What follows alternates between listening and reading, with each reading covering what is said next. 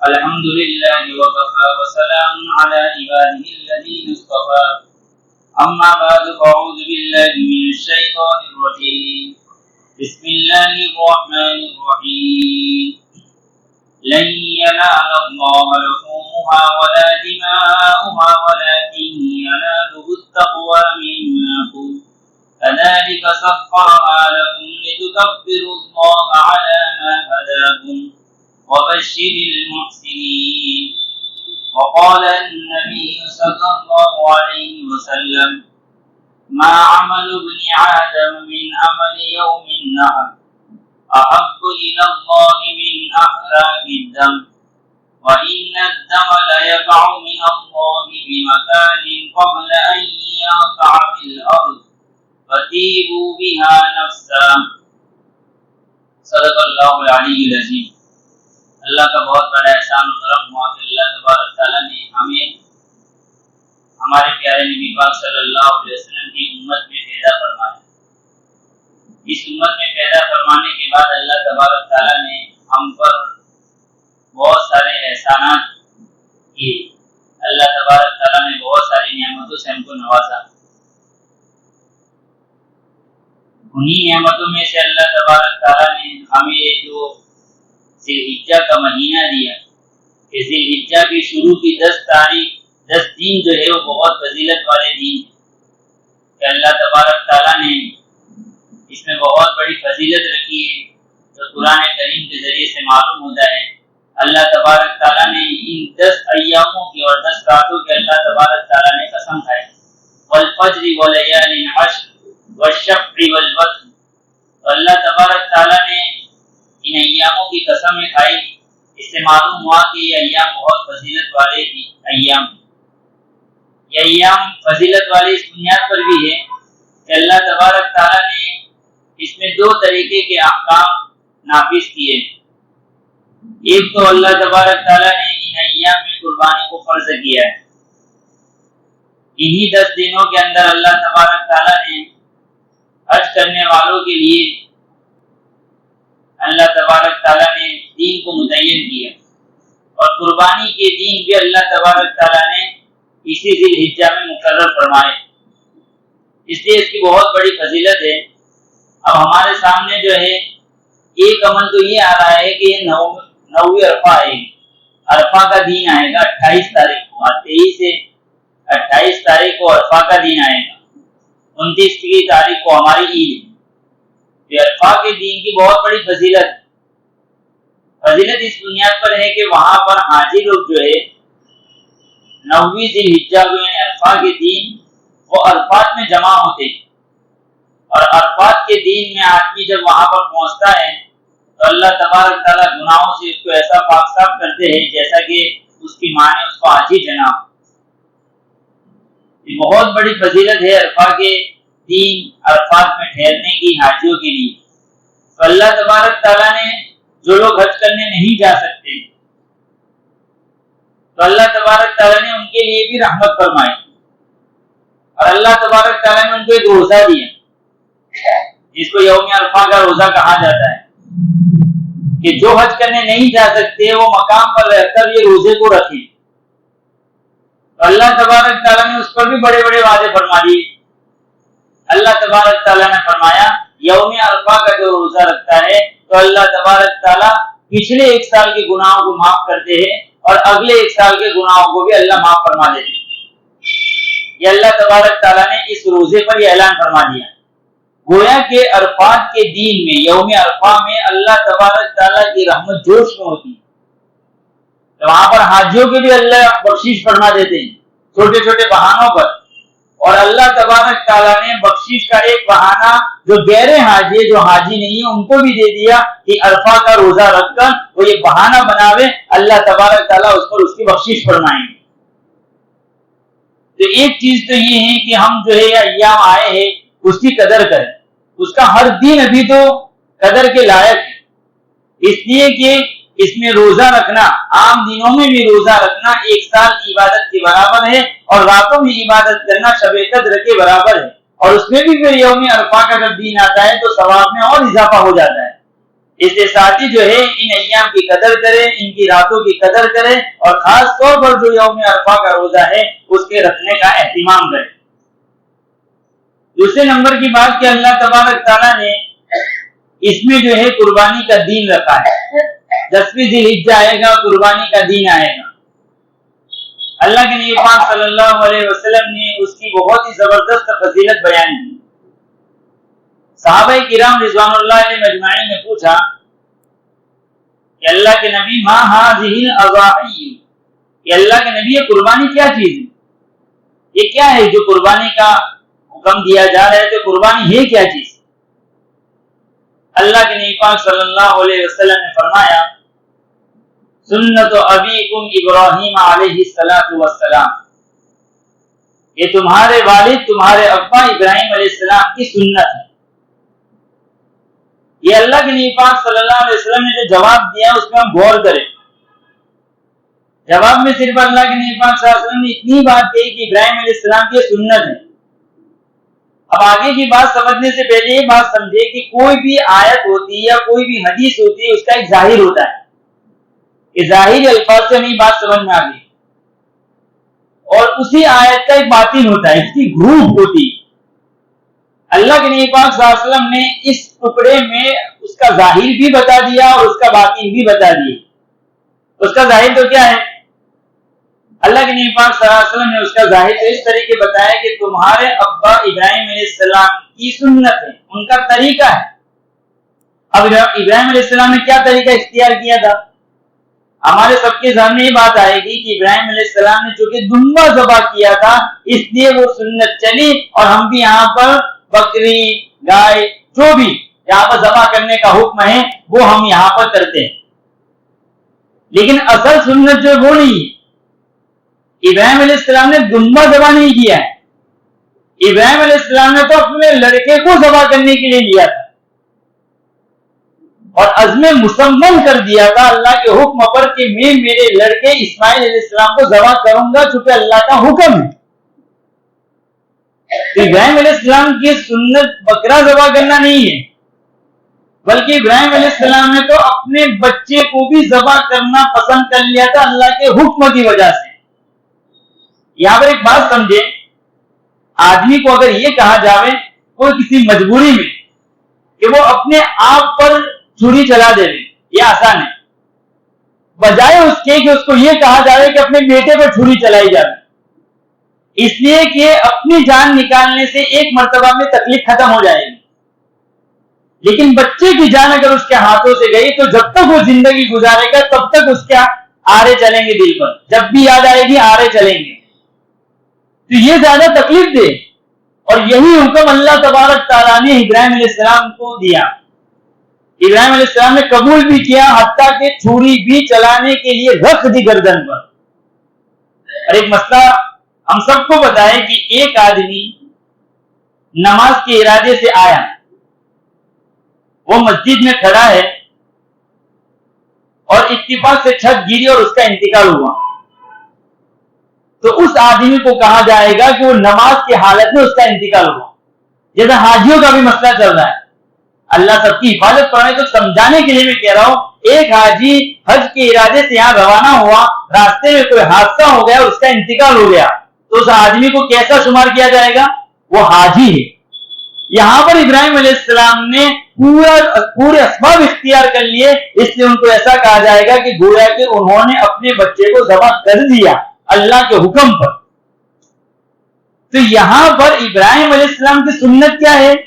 بظاہر لگ رہی ہے، اس کا ظاہر بتا رہا ہے کہ مینڈے کو ذبح کرنا، لیکن اس کا باطن بتا رہا ہے کہ اپنے نفس کو کچلنا، آخری درجے کی چیز تھی اپنے بچے کو ذبح کرنا، اس لیے کہ نفس کی سب سے بڑی چاہت ابراہیم علیہ السلام کے لیے اپنا لڑکا تھا، کیونکہ 80 سال کی عمر میں بڑی دعاؤں کے بعد وہ بچہ ملا ہوا تھا، لیکن اللہ نے کہا، اور وہ بھی خواب میں آیا۔ ایک بات سمجھے، آج ہمارے زیادہ لکھے پڑھے لوگ جو دینداری سے دور ہوتے ہیں وہ اعتراض کرتے ہیں، ابراہیم علیہ السلام نے خواب میں دیکھا ہے، پھر بھی انہوں نے کوئی اعتراض نہیں کیے، اللہ کا حکم ہے، کیونکہ نبی کا خواب وہی ہوتا ہے، اللہ کا حکم ہے تو انہوں نے وہ تیاری کر لی۔ اپنے نفس کی سب سے محبوب چیز اللہ کے لیے فنا کر دی. اللہ تبارک تعالیٰ اس کے ذریعے سے ہمیں یہ سمجھا رہے ہیں کہ بندہ اسی وقت بندہ بنتا ہے جبکہ اس کے اندر فنائے نفس پیدا ہو. یعنی اپنے نفس کو مٹانے کا جذبہ، اللہ کا حکم آئے، نفس کو کچلنا اس کے لیے آسان. اسی لیے یہاں پر سنت ابیکم ابراہیم علیہ السلام کا بات ہی یہ ہے کہ آدمی اللہ کے حکم کے سامنے اپنے ہتھیاروں کو ڈال دے. سب کچھ ایک طرف، اب میرے رب کا حکم ہے، بس مجھے اب یہی کرنا ہے. یہ پیغام دے رہا ہے یہ سنت ابیکم ابراہیم علیہ السلام. اسی لیے علماء نے لکھا ہے کہ ایک آدمی قربانی کرتے وقت اپنے جانور پر قربانی کے وقت چھری چلاتا ہے، لیکن وہ آدمی اپنے جذبات پر اگر چھری نہیں چلاتا ہے تو اس کی صحیح معنوں میں قربانی نہیں ہوئی. اپنی نفسانی خواہشات کو نہیں مٹاتا ہے، من چاہی زندگی گزارنے کے عزم کے ساتھ اگر وہ چھری چلاتا ہے تو اس نے قربانی کی روح کو حاصل نہیں کی. قربانی کی روح یہ ہے کہ جہاں پر وہ جانور پر چھری چلاوے تو اس میں یہ بھی چھری چلاوے کہ اب میں جو ہے اللہ کے حکم کے مطابق زندگی گزاروں گا، میرے نفسانی خواہشات پر بھی میں چھری چلاتا ہوں. میرا جی یہ چاہتا ہے کہ میں دکان پر بیٹھا رہوں، نماز کا وقت جاتا رہے، نہیں، اللہ کا حکم ہے نماز میں موجود ہو جا، نماز میں چلا جا. میرا جی یہ کر رہا ہے، حرام کی طرف میرا جی جا رہا ہے، لیکن میرے رب کا حکم نہیں ہے، اس پر میں آڑے چلا دوں گا، چھری چلا دوں گا اور میرے رب کے حکم کے مطابق میں زندگی گزاروں گا. یہ اصل ہے قربانی کی سنت. سنت ابیکم ابراہیم سے یہ مقصد ہے.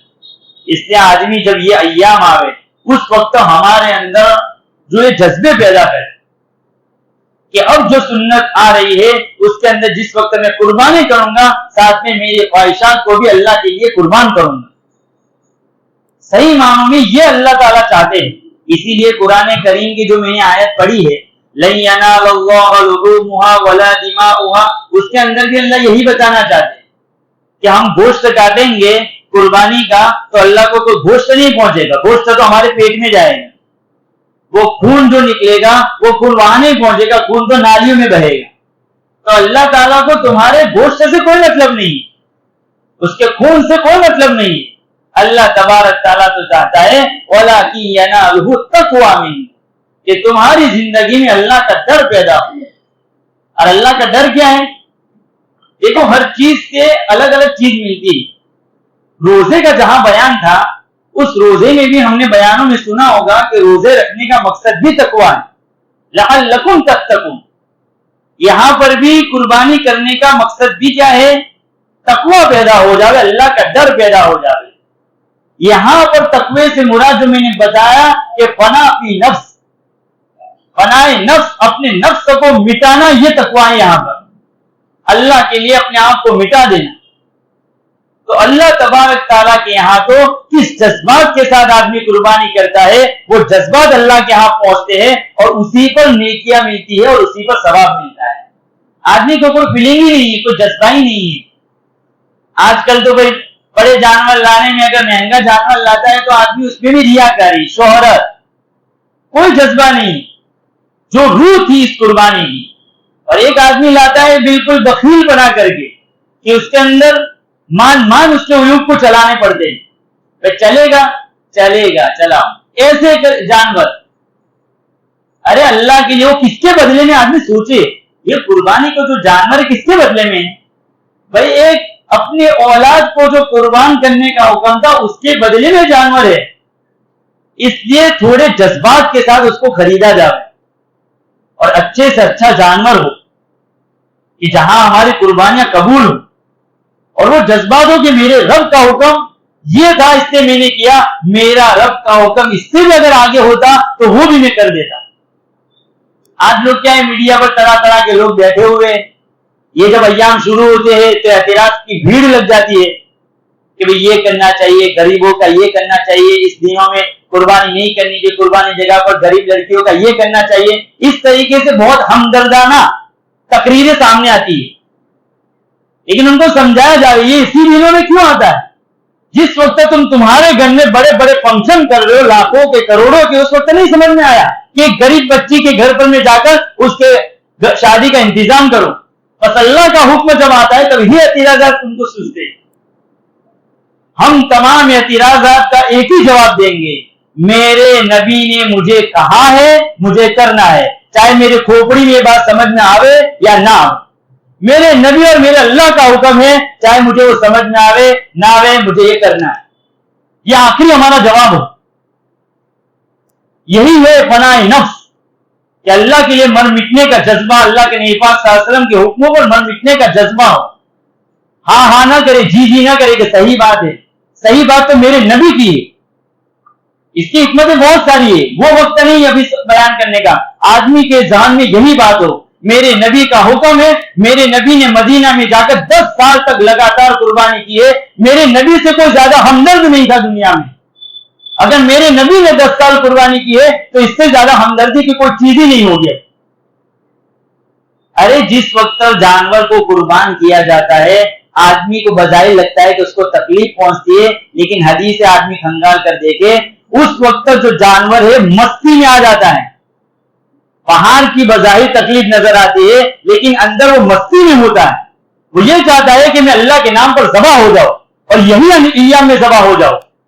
उसकी एक दलील में बताऊं, अल्लाह के नबी पाक सल्लल्लाहु अलैहि वसल्लम ने जिस वक्त हज्जतुल वदा के मौके पर 100 ऊंटों को ज़बा करने के लिए लिया है, उस वक्त जब ऊंट, सहाबा हदीसों में बयान कर रहे हैं, ऊंट जो एक दूसरे पर झील रहे थे कि मैं अल्लाह के नाम पर पहले ज़बा हो जाऊं, पीछे नहीं हट रहे थे ऊंट। अल्लाह के नाम पर ज़बा होने के लिए जानवर भी मस्ती में आ जाता है। जैसे कि हमने शुहदा के वाक़या सुने ना, जंगे बदर में, जंगे उहद में, जहां पर सहाबी जो है जंग के मैदान में कूदता है, उस वक्त कहता है फुस्तु व रब्बिल काबा, क्या कहता है कि रब्बे काबा की कसम, मैं तो कामयाब हो गया। अब आदमी दिमाग से सोचेगा ये कौन सी कामयाबी, वहां पर उसके आंख, उसके कान काटे गए, उसकी नाक काटी गई, उसके हाथ काटे गए, और ये आदमी कह रहा है कि मैं कामयाब हो गया, और वो खुशी खुशी जंगों में जा रहा है, शहीद हो रहा है।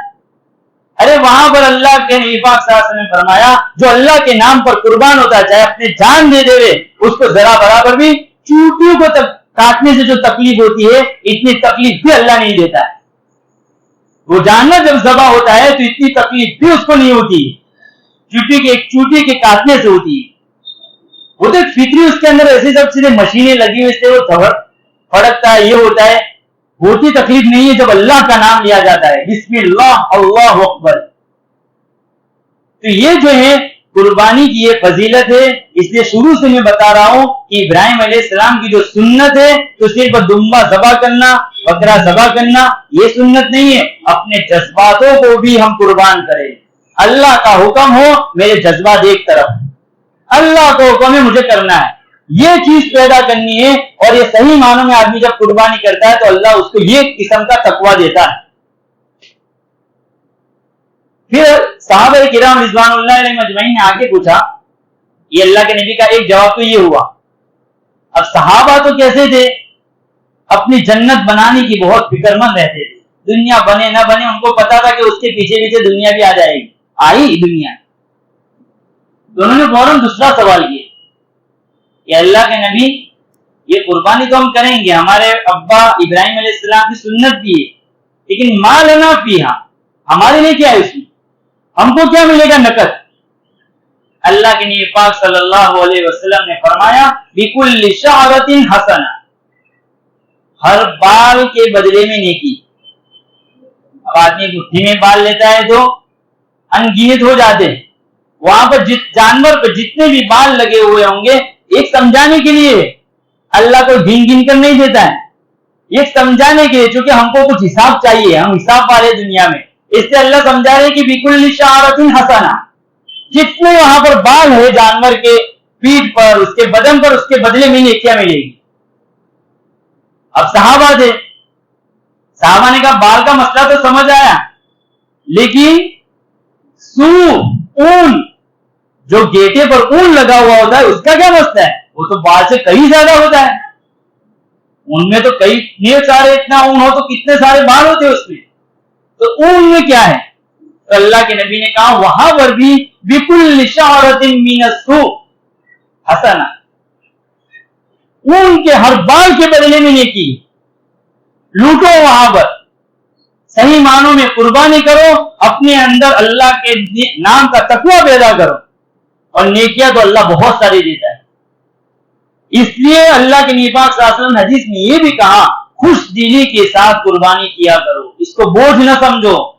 अल्लाह के नाम पर दिया हुआ, अल्लाह के नाम पर खर्च किया हुआ कभी जाया नहीं होता है। इसी बुनियाद पर तो हाजी, ये जो अय्याम चल रहे हैं, हाजी की फजीलत क्या है? हज और उम्रा करने के नतीजे में अल्लाह तबारक ताला फक्र फाका को ऐसा मिटाता है जैसा कि लोहा भट्टी में काट, भट्टी जैसे लोहे के जंग को दूर करती है, ऐसे फक्र फाकों को मिटाता है। अक्लें काम नहीं करेगी। हम तो ये यकीन, मेरे नबी ने कहा तो यही होगा। इसलिए जो सही मानों में हाजी होता है वो कभी फकीर नहीं बनता है, अल्लाह उसको बनी रखता है।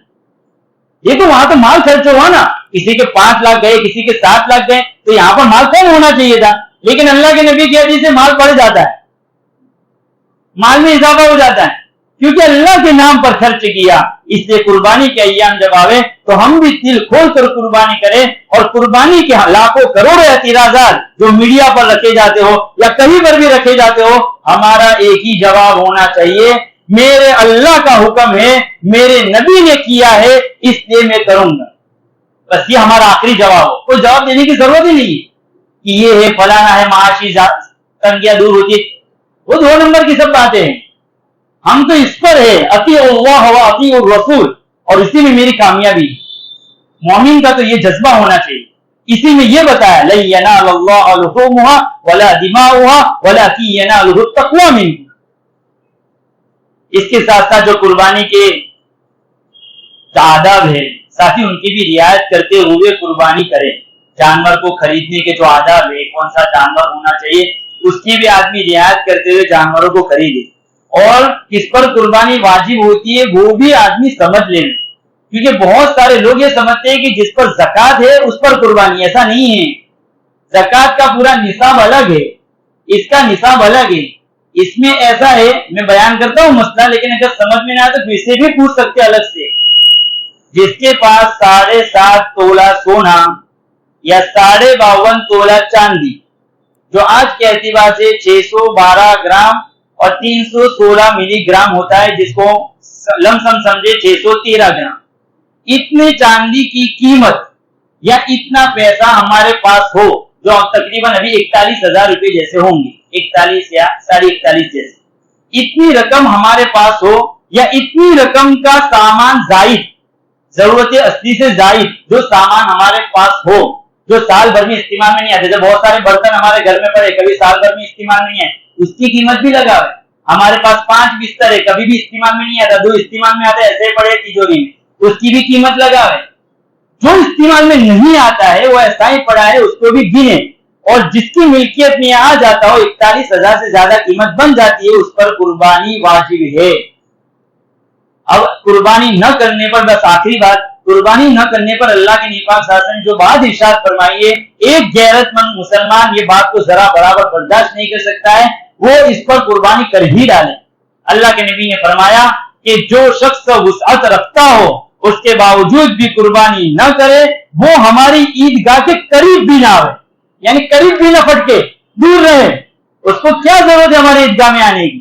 हालांकि अल्लाह के नबी तो उम्मत को ईदगाह से, नमाजों से करीब करने वाले, लेकिन ये काम न करने वाले को कह रहे ईदगाह जो है, ईदगाह में आने से ना, ईदगाह के करीब भी न रहे वो। ये अल्लाह के नबी पाक सल्लल्लाहु अलैहि वसल्लम के अल्फाज है, ये अल्फाज है हमारे लिए बहुत। तो आदमी को चाहिए कि कुर्बानी के वक्त में हमारे ऊपर जो वजूब आता है इसमें एराज न करें, बल्कि खुशी के साथ कि मेरे नबी का हुक्म है, मेरे अल्लाह का हुक्म है, मैं इस चीज को कर डालूं और अच्छी तरीके से करूं कि मुझे वहां पर सवाब लेना है। अल्लाह तबारक तआला हमें कही हुई बातों पर अमल करने की तौफीक अता फरमावे। आमीन व आखिर दावाना अल्हम्दुलिल्लाह।